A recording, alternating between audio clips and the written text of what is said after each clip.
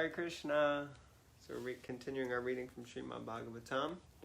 Canto 3, Chapter 4, Text 1. Vidura approaches Maitreya. He's already approached Uddhav, now he's going to approach Maitreya. Om Namo Bhagavate Vasudevaya. Om Namo Bhagavate Vasudevaya. Om Namo Bhagavate Vasudevaya. Right, text 1. Thereafter, all of them, the descendants of Rishi and Bodhi, are being permitted by the in ceremonies when Brahmanas and Vaishnavas are sumptuously fed, the host partakes of the remnants of foodstuff after the guest has given permission. So the descendants of Rishi and Bodhi formally took permission from the Brahmanas and ate the prepared foodstuff. Kshatriyas are permitted to drink at certain occasions, so they all drank a kind of light liquor made of rice.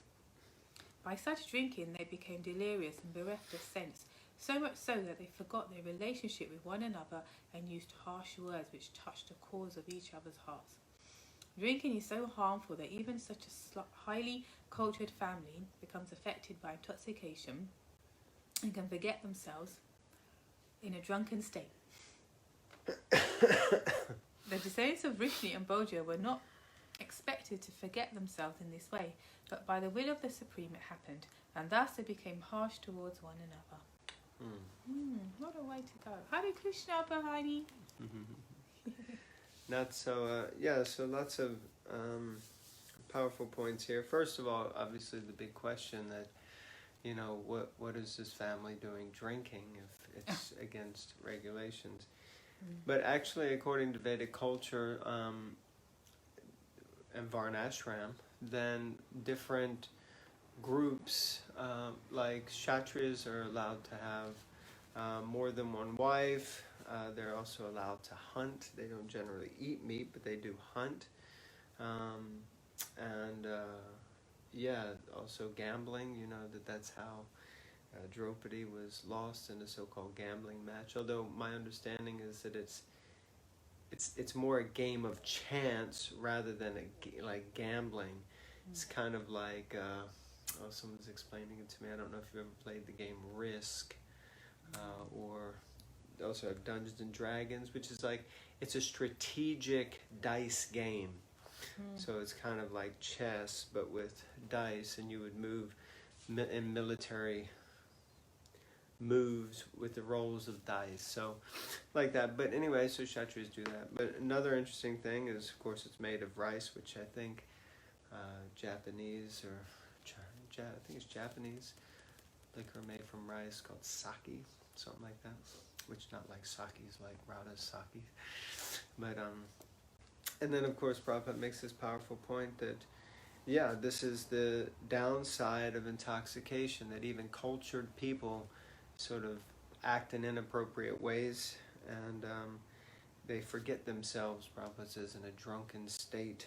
So like that, this is why we avoid intoxication, because we're already covered, and when we become intoxicated, we become even more covered. So the whole point is to become less forgetful, not more forgetful. And most people who indulge in intoxication, the point and the goal is to forget, to escape, so like that. So we also want to escape, but we want to escape in the right way.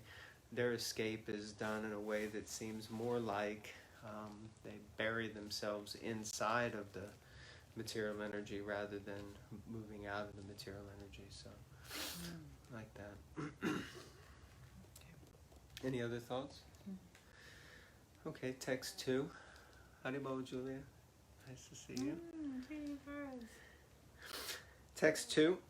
As by the friction of bamboos, destruction takes place, so also at sunset, by the interaction of the faults of intoxication, all their minds became unbalanced and destruction took place. Purport.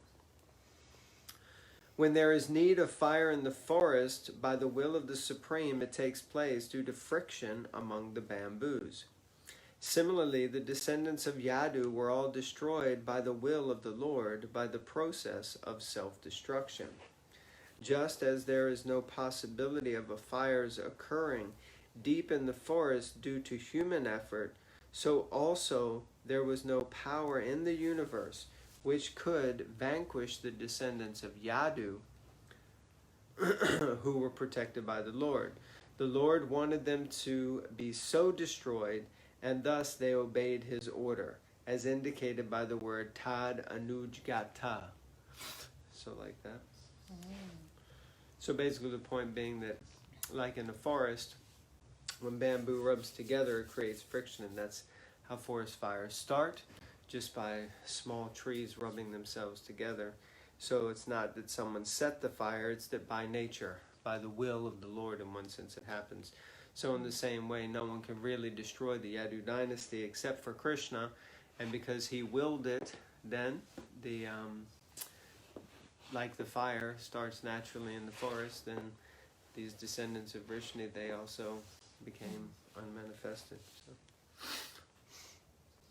Text 3. The personality of Godhead, Lord Sri Krishna, after foreseeing the end of his family by his internal potency, went to the bank of the river Saraswati, sipped water, and sat down underneath a tree. Purport. All the above mentioned activities of the Yadus and Bhojas were executed by the internal potency of the Lord, because he wanted them to be dispatched to their respective abodes after he had finished his mission of descent.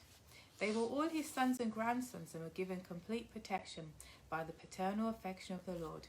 How they could be vanquished in the presence of the Lord is answered in this verse. Everything was done by the Lord himself. Swatma Mayaya. The Lord's family members were either incarnations of his heavenly expansions or demigods from the heavenly planets, and thus before his departure he separated them by his internal potency. Before being dispatched to their respective abodes, they were sent to the holy place of Prabhas, where they performed pious activities and took food and drink to their heart's content. It was then arranged for them to be sent back to their abodes so that others could see that the powerful Yadu dynasty was no longer in the world. In the previous verse, the word anujnata, indicating that the whole sequence of events was arranged by the Lord, is significant. These particular pastimes of the Lord are not a manifestation of his external energy or material nature.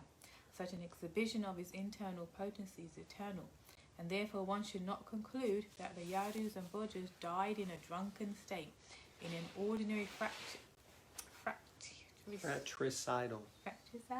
Well, Sri Jiva Goswami comments on these incidents as magical performances. Any thoughts? Yeah, I still don't know why they just didn't leave normally. Well, it actually, in previous sections, it was kind of explaining that the Lord, when he wants to wrap up his pastimes, and also because his activities are always covered, so it's not always so easy for it to be seen that he is the Supreme Personality of Godhead. So this, so in this way it kind of leaves a story that people could discredit him. And that's also his mystic potency, that he keeps himself covered. Only the faithful can really see that this is what it is. So, and also there was no other way to kind of wrap it all up in one hit. So basically, and no one else could do it. It was also explaining before, remember, that nobody else could do it. So they had to do it to themselves. So he had to come up with some plan so that they basically kill each other. Now, how are they going to do that? Only through the course of some drunken stupor, really. So like that. That's my understanding. It does, and that point is, as we're reading, because now Krishna would also so-called disappear. So it does explain, because some people do, the way what's going to happen, some people do say, well, there you go, he was just an ordinary person. Prabhupada explains he did that to fulfill the desire of those people who think, well, okay, he's an ordinary person. It does, come up. So text 4. The Lord is the vanquisher of the distresses of one who is surrendered unto him. Thus, he who desired to destroy his family told me previously to go to Badrik Ashram. Purport. While at Dwarka, Uddhav was warned to avoid the distresses which were to follow the disappearance of the Lord and the destruction of the Yadu dynasty. He was advised to proceed to Badrik Ashram because there he could associate with the devotees of Narayan, and in their association of devotional service he could increase his eagerness for chanting, hearing, knowledge, and detachment. So actually, I was thinking about this today. The Bhagavatam is laid out in such a way that it's not chronological. So what you're hearing, what you're hearing now is a conversation between Vidura and Uddhav at Badrik Ashram. But Uddhav is telling Vidura that Krishna told me to come to Badrik Ashram. And he told him to go to Badrik Ashram after the Uddhav Gita was spoken. And the Uddhav Gita is the song of Uddhav, or basically the conversation between Uddhava and Krishna, similar to the Bhagavad Gita, but that's given in the 11th canto. So things are not in a chronological order.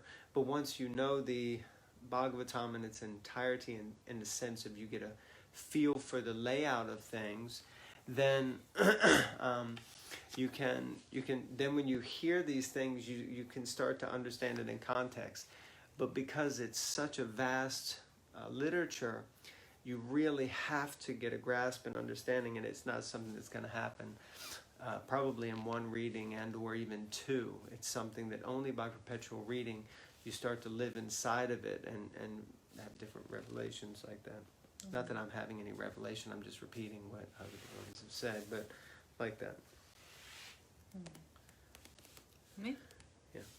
Yet in spite of my knowing his desire to destroy the dynasty, Arindama, that's Vidura, I followed him because it was impossible for me to bear separation from the lotus feet of the Master. Text 6.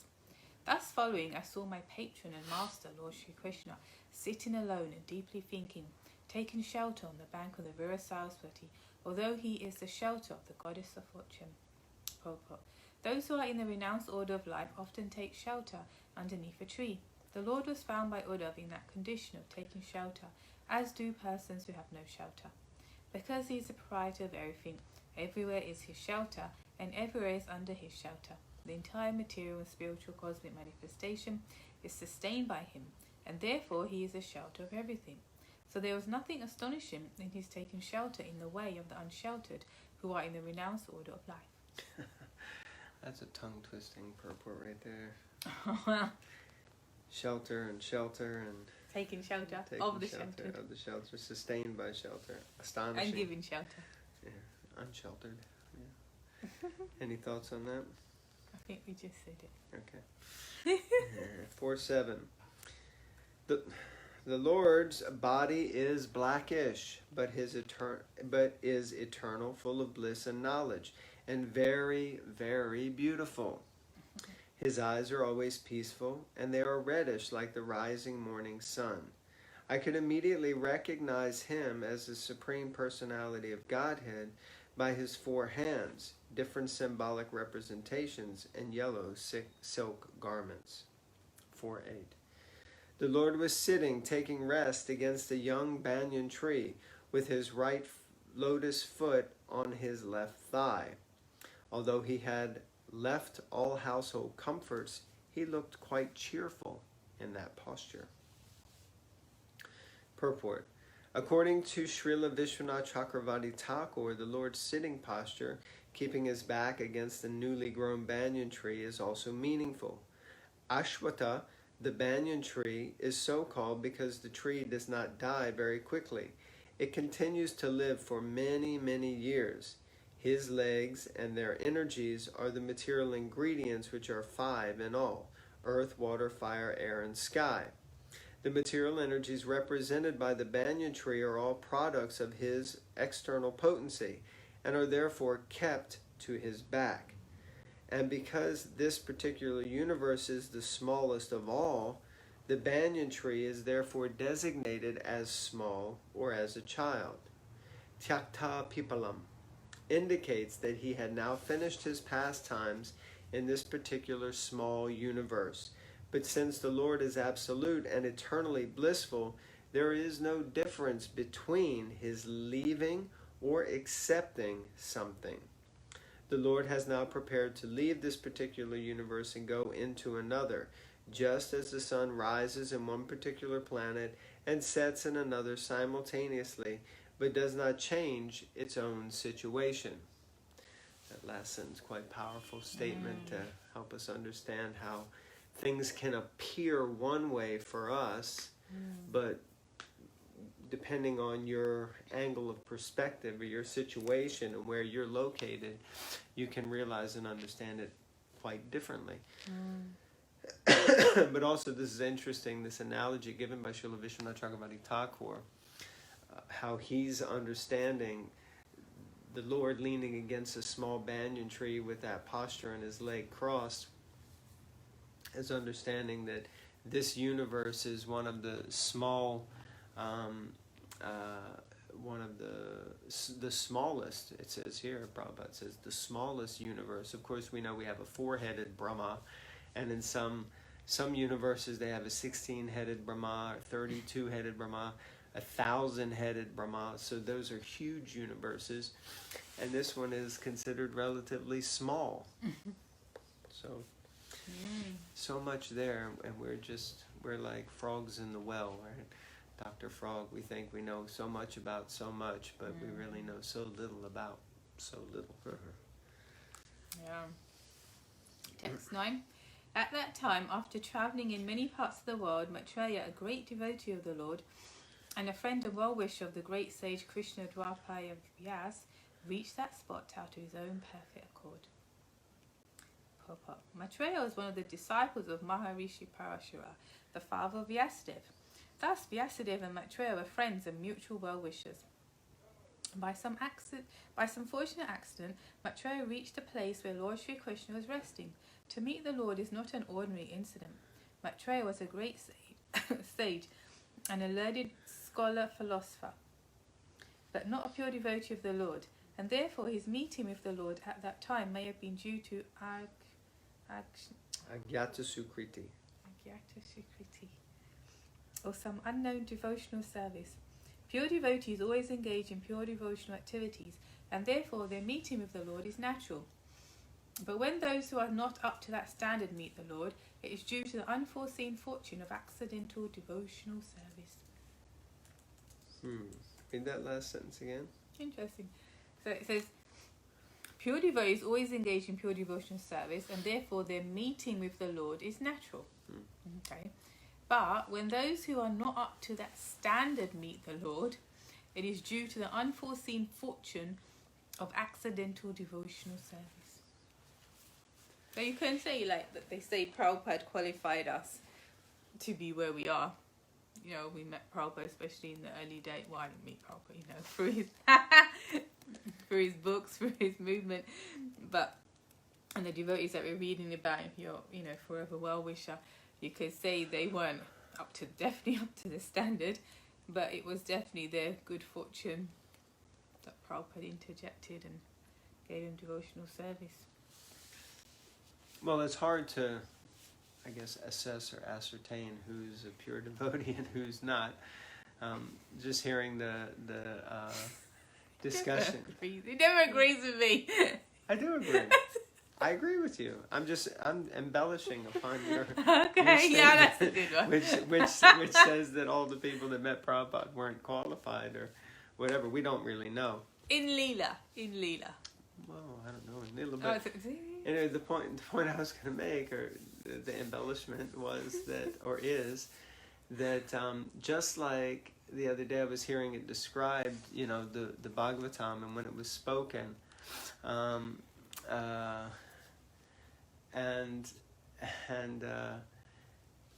when it was being spoken, and all the sages had gathered round with Parikshit Maharaj, and there were so many exalted sages there, really reputed sages, including Vyasadeva and Narada Muni, but many others.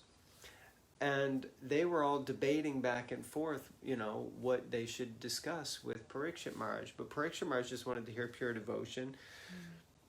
Excuse me, but not everyone agreed. But then in walks this 16-year-old naked boy who was basically walking down the street with stones being thrown at him, ladies heckling him, children laughing at him, dogs, barking.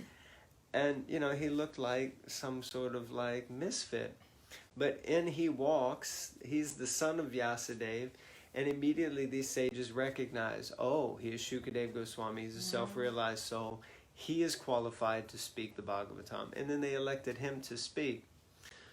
So he may not have looked like the pure devotee who should speak the Bhagavatam, but it was understood that he was qualified. But the interesting point is that Maitreya Muni, here we hear Prabhupada say it, and it's stated like that elsewhere, that he's not necessarily a pure devotee, even though he's a Muni. And he's going to speak with Vidura over the course of, I think, the rest of the third canto and pretty much all of the fourth canto, and I think fifth canto, it changes. But this conversation between Vidura and Maitreya goes over so much of the book, primarily with Maitreya giving answers. And the Acharyas explain that why that is and how that is that Maitreya met Krishna, as is being mentioned here in Bhadrakashram, is it? Or did they mention somewhere else? By the river Saraswati. Pravas. No, that's where they disappeared. Anyway, he met Krishna, but they didn't. He said on the bank of the river Saraswati he was taking shelter of Krishna. Yeah, so the bank of the river Saraswati. So, like that, he met. But then my understanding is that he was situated nearby while Uddhav and Krishna spoke, the Uddhav Gita. And then because he had heard that, when Maitreya came, Uddhav refers him to go and speak to Maitreya. And he'll say later, because he was nearby when we were speaking. But it's also explained that the conversation, and we'll get into this more later, but between Vidura and Maitreya, that actually the senior person is Vidura, because he's a pure devotee. Maitreya is not. But because Vidura by ashram is junior, then he takes on the role of simply asking questions, similar to the way that Chaitanya Mahaprabhu and Ramananda Roy conversed. And Chaitanya Mahaprabhu kept asking questions, and Ramananda Roy kept reciting. Now, of course, in that situation, Ramananda Roy is a pure devotee. But anyway, like that's some background, I guess. Mm-hmm. So, should we stop there? Read one more?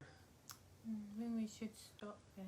Okay, she just wants me to stop talking, I think. Okay, sorry if I hogged the show. Oh, no, there's no hogs here. Fine. All right, thank you all very much. All glories to Srila Prabhupada, Grantaraj, Srimad Bhagavatam. Okay, hold it up. And just a reminder, if anyone is interested in reading, it's a good year to get a copy of the Prabhupada Your Ever Well-Wisher. So it's a great book about the life of Srila Prabhupada, the abridged version. The full version is the Srila Prabhupada Leelamrita. So if anyone's interested, good year to read, as it is Srila Prabhupada's 125th Advent year or anniversary of his appearance, or Vyas Puja year, so like that. Okay, thank you all very much. Hare Krishna, all glories to Srila Prabhupada.